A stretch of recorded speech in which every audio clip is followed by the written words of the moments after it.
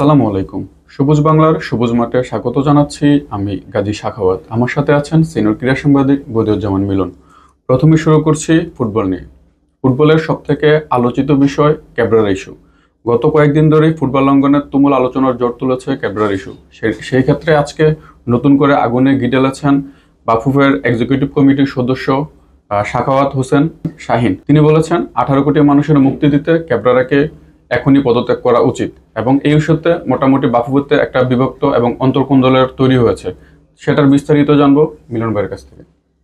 ধন্যবাদ। আসলে এইরকম একটা পরিস্থিতি তৈরি হবে সেটা কিন্তু আমরাও ভাবিনি। বিশেষ করে আজকে যে রাওয়া কমপ্লেক্সে মিট দ্য প্রেস ছিল বাংলাদেশ ফুটবল ফেডারেশনের, সেখানে মূলত গত 6 মাসের জমে থাকা যেসব বিভিন্ন এজেন্ডা এবং সাংবাদিকদের সঙ্গে ফুটবল ফেডারেশনের প্রেসিডেন্টের নানা রকমের অভিযোগ এবং বিভিন্ন সময় তাকে রিচ করতে না পারা, সেইগুলোর সমস্ত উত্তরগুলো দেওয়ার জন্য ফুটবল ফেডারেশনের প্রেসিডেন্ট তাবিত আওয়াল এবং তার এক্সিকিউটিভ বডির সমস্ত মেম্বারদের নিয়ে এই আলোচনা করছিলেন। তো একটা পর্যায়ে যখন প্রত্যেককে ফ্লোর দেওয়া হচ্ছিল, স্বাভাবিকভাবে ধারাবাহিকভাবে ওই ফ্লোরটা তাকে মাইক দেওয়া হলো। সাখাওয়াত হোসেন শাহিন, যিনি বাংলাদেশ ফুটবল ফেডারেশনের প্রেসিডেন্ট তাবিত আওয়ালের খুব কাছের লোক এবং তার ফেনী সকারের ম্যানেজার ছিলেন। তো তাবিত আওয়ালের একটা দল ছিল ফেনী সকার। তো যাই হোক, ওইখান থেকে এই ভদ্রলোক হঠাৎ করে তার নিজস্ব এজেন্ডার বাইরে থেকে বলে উঠলেন যে আমি আসলে এইগুলো নিয়ে কথা বলতে চাই না, আমি খুবই হতাশ, আমি 18 কোটি মানুষের মুক্তি চাই, কারণ 18 কোটি মানুষ আসলে চাই এই কাবরেরার অধীনে যেন বাংলাদেশ ফুটবল আর না থাকে, আমি নিজেও কাবরেরার পদত্যাগ চাই। এই আগুনে ঘি ঢেলে দিলেন এবং সেটা আরেকটা কিন্তু ইস্যু আসছে যে একটা কোচ, মানে বিশেষ করে জাতীয় দলের হেড কোচ যদি ম্যাচ শুরুর মাত্র 10 দিন আগে আসে, সেক্ষেত্রে তিনি প্রিমিয়ার লিগের কোন প্লেয়ারের খেলাই যদি না দেখে, তাহলে সে দলটা গুছাবে কিভাবে? এবং সেক্ষেত্রে কিন্তু ক্যাব্রেরার একটা খামখেয়ালিপন আমরা দেখতেই পাই। এক্স্যাক্টলি, এটা নিয়ে বারবার অনেকেই অভিযোগ তুলেছেন এবং আমরাও বারবার তাকে এইটা নিয়ে প্রশ্নও করেছি। এবং তিনি যেটা বলেছেন যে তিনি স্পেনে থাকলেও সবগুলো খেলা তিনি দেখেন, কিন্তু বাস্তবতা হচ্ছে টি স্পোর্টস অনেক খেলা আছে যেগুলো সম্প্রচার করেননি। এবং এখানে টি স্পোর্ট যে খেলাটা সম্প্রচার করে আর মানে ভিডিওর যে কোয়ালিটি, এটা দেখে আসলে তিনি যে কতটা দেখতে পারেন বুঝতে পারেন, এটা কিন্তু একটা প্রশ্ন থেকে। হ্যাঁ, এটা একটা প্রশ্ন থেকেই যায়, কারণ তার দল পরিপূর্ণভাবে যে একদম সমালোচনা মুক্ত একটা দল সেটা কিন্তু হয় না। অনেক ফুটবলারকে তিনি খেলান, অনেক ফুটবলার ম্যাচ টাইম পান না প্রিমিয়ার লিগে, কিন্তু কাবরেরার দলে তিনি ভালো কোনো দল, ভালো কোনো লিগ বা ফার্স্ট ডিভিশনের কোনো ক্লাবে ক্যাবরেরার এর আগে মানে কোনো কোচিং এর অভিজ্ঞতা ছিল না। এখন বাংলাদেশ তো কোনো কোচের জন্য শিক্ষা সফর হইতে পারে না, যে কেউ আসবে শিখবে তারপর সে অন্য একটা ভালো দলে যাবে।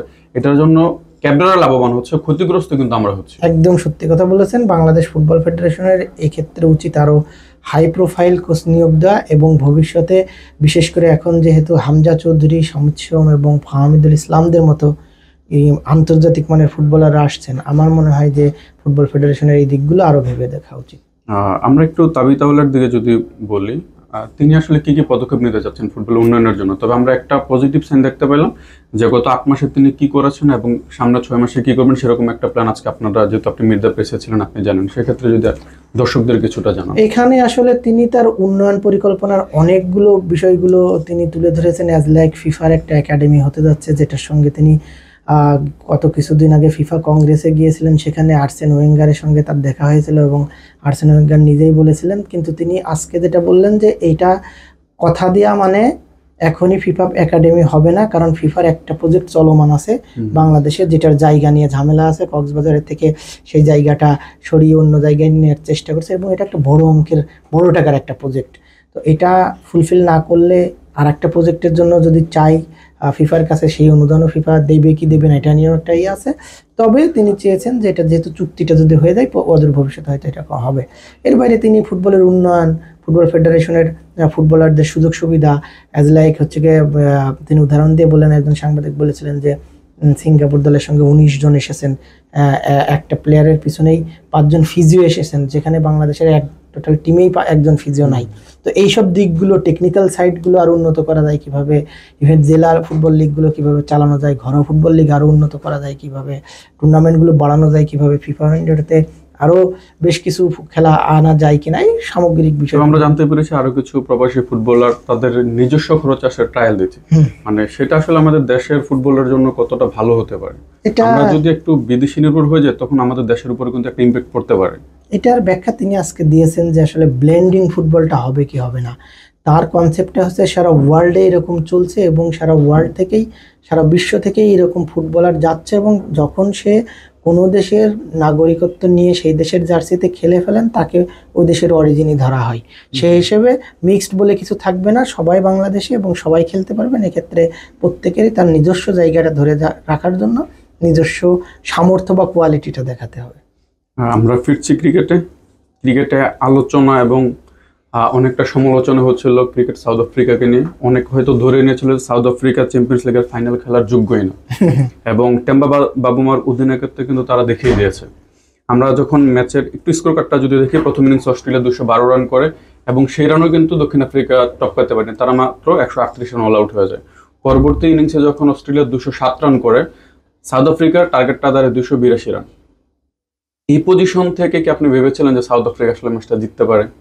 আসলে বিষয়টা এমন হয়েছে যে দলের নাম যেহেতু দক্ষিণ আফ্রিকা এবং তাদের সঙ্গে একটা চোকার নামের একটা অপবাদ এবং ট্যাগ লেগে আছে। তারা যতবার বিশ্বকাপে খেলেছে, ওয়ানডে বিশ্বকাপ, টি20 বিশ্বকাপ এবং যে কোনো টুর্নামেন্টের ফাইনালে হেরে যাওয়া একটা স্বভাব এবং ভেঙে পড়ার একটা নেতিবাচক একটা ট্যাগ তাদের গায়ে লেগে আছে। তো সব কিছু ছাড়িয়ে আজকে যখন অস্ট্রেলিয়াকে 5 উইকেটে হারিয়েছে, তখন আমার একটা ধারণা সারা বিশ্বের মানে দক্ষিণ আফ্রিকার গায়ের থেকে সেই ট্যাগ অপবাদটা, মানে চোকার অপবাদটা মানে সরে গেল আমি বলবো। এটা অবশ্যই কৃতিত্ব দিতে পারি। ইডেন মাকরাম 136 রানের একটা অনবদ্য ইনিংস খেলেছেন এবং তিনি আমাদেরকে মানে পোস্ট ম্যাচ পরে আমরা যেমনটা জানতে পারলাম যে তার যতগুলো সে ইনিংস খেলেছে এটা হচ্ছে তার সবথেকে ভালো ইনিংস। আমরা একটু টেম্বা বাবুমার ইনিংসের যদি দিকে একটু খেয়াল করি, তিনি 66 রান করেছেন।